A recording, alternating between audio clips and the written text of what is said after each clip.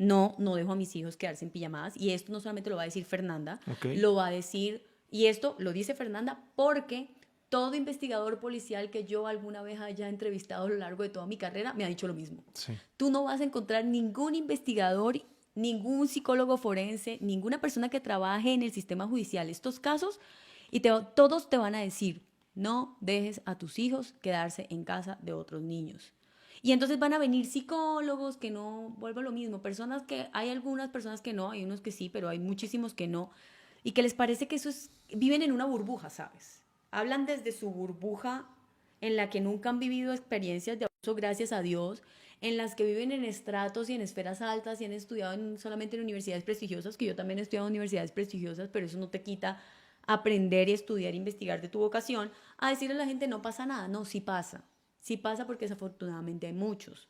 Entonces ahí es por eso que está esa confianza. Cuando tú tienes muy claros cuáles son los niños, los adultos no son amigos de los niños.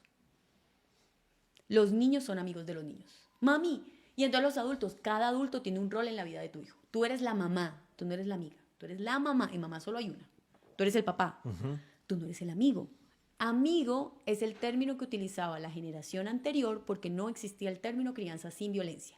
Amigo era el término que encontró nuestras abuelas y nuestras mamás para decirle al mundo, yo no estoy de acuerdo con coger a una criatura y tratarla de esta forma tan indigna. Ahora ya tienes un término. Tú no eres la amiga de tu hijo. Tú tratas a tu hijo con respeto y con dignidad y la crías sin violencia. La tía es la tía, el profesor es el profesor. Si el adulto en específico no tiene un rol que cumplir en la vida de tu hijo, no tiene por qué estarse relacionando con tu hijo. Los niños son amigos de los niños. Los niños no se dan besos en la boca con los adultos. Pero si yo le doy besos en la boca a mi mamá y no entiendo que el agresor puede ser mi papá, entonces el niño ¿cómo te va a avisar? En cambio, si tú le enseñas a tu hijo que nadie, sí, yo sé que muchas personas me dicen, pero es que besos en la boca es la forma en la que yo comparto, tiene que ver con un tema cultural. Entonces, por eso vuelvo y te repito, ¿cuáles son las cifras? Si una de cada 5 mujeres en la adultez nos está diciendo que sufre alguna forma de abuso y que las maneras en las que los agresores abusan a los niños pequeños sobre todo son a través del juego, de la manipulación, de la confusión, pues yo tengo que ser muy claro respecto a esto. Hombre, si yo le puedo dar un beso a un niño en un cachete, en la frente, en la cabeza, si le puedo dar abrazos, o sea, ¿qué es lo que me impide soltarme de un beso en la boca que sí lo puede confundir? Porque entonces ahora yo me tengo que sentar a decir, tu mamá y tu papá te pueden besar en la boca y si tu papá es el abusador.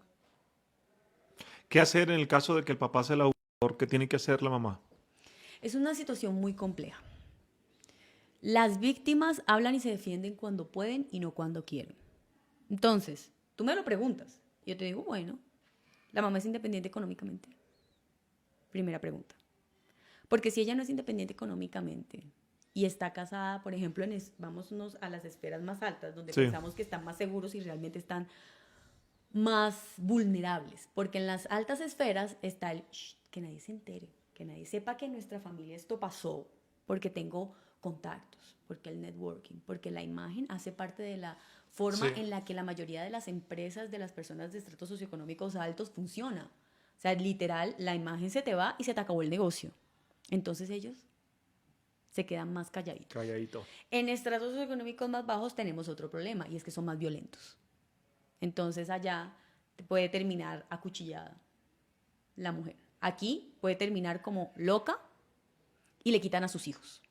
Y aquí termina muerta. Sí. O sea, en todas las esferas es peligroso. Ya cuando yo te lo pongo así, tú dices, porque nos encanta poner un dedo, ¿no? Pero ella, ¿por qué no denunció? Pero es que ella no era la única que sabía. Porque el colegio te lo aseguró. Ay, los niños muestran signos de alarma. Entonces, sabían otros miembros de la familia. ¿Qué pasó con la comunidad? La Sí. prevención de abusos de los niños es un trabajo de toda la comunidad. ¿Qué están enseñando en las iglesias, por ejemplo?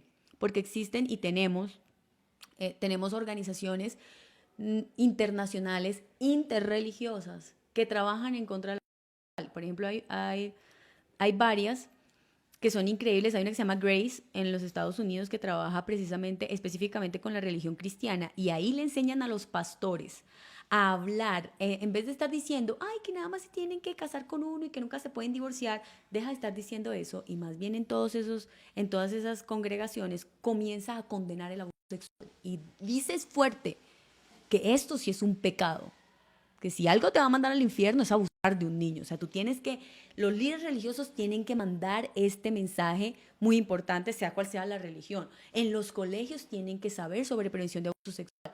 ¿Cuál es el protocolo que los colegios están utilizando para contratar profesores, por ejemplo? Entonces yo les entrego a mis estudiantes un listado completo de preguntas que tienen que hacer, te puedo decir 2 o 3. Una muy importante es, el colegio tiene que hacer un proceso psicológico directo con los profesores, porque si solamente revisan antecedentes judiciales, eso no Sí. es suficiente, porque para que tú tengas antecedentes judiciales, uno, te tuvieron que haber denunciado, y ya vimos cuántas denuncias hay.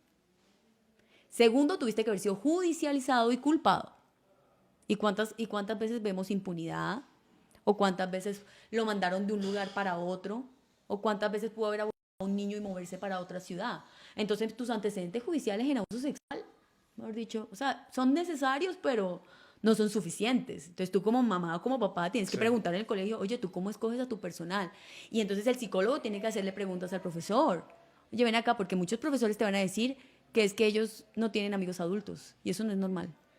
Porque ya dijimos que, ¿qué? Que los adultos son amigos de los adultos. Adultos. Que los niños no son amigos de los adultos. Es que los niños son mis amigos.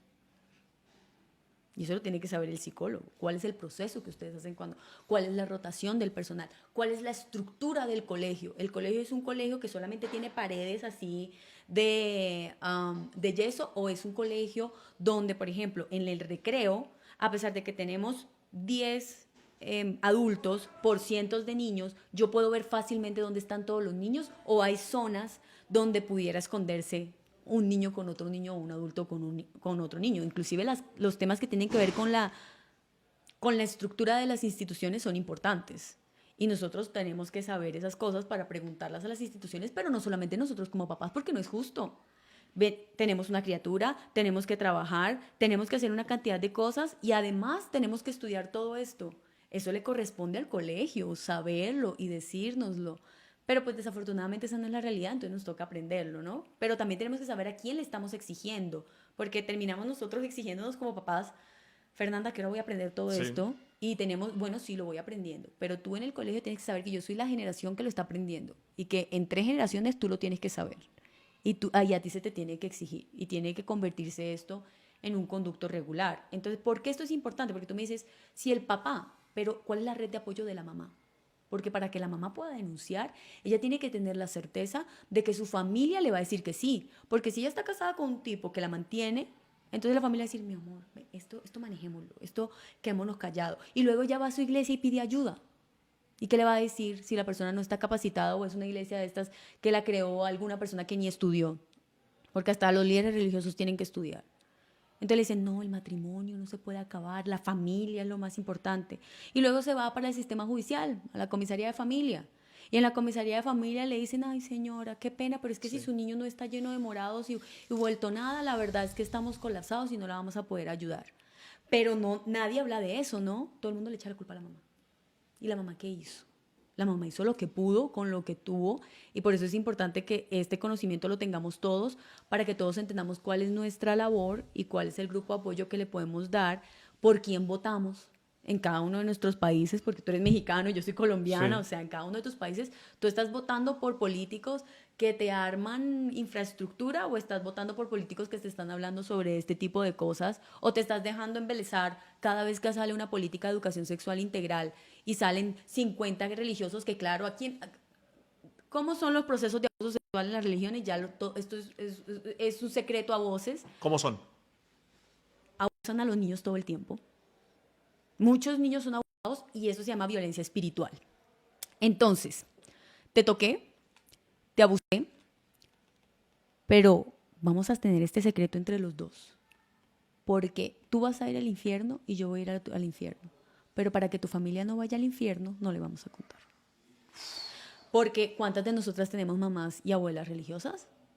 Que el cura es, que cuidado se le meten con el cura. Sí. Y a ese cura yo voy y le llevo a mis hijos. ¿Y entonces qué hace la iglesia? En todas las religiones, los cambia. Los cambia de una parroquia a la otra.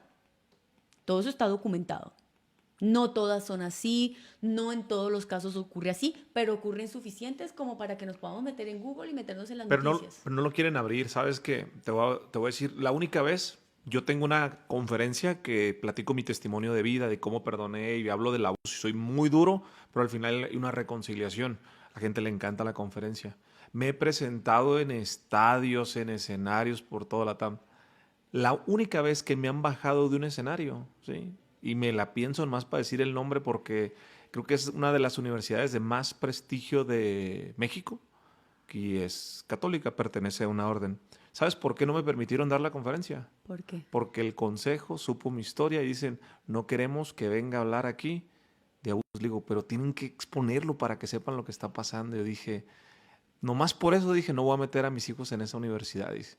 Pero como yo utilizo mucho mis redes para construir, no para destruir, pero si sacara yo el clip de cómo fue, qué universidad fue, no, hombre, les pudiese hacer una campaña. No es mi esencia, pero sí, tienes razón. Lo ocultan, nomás los van cambiando. Yo crecí en un internado religioso, sé cómo funciona el sistema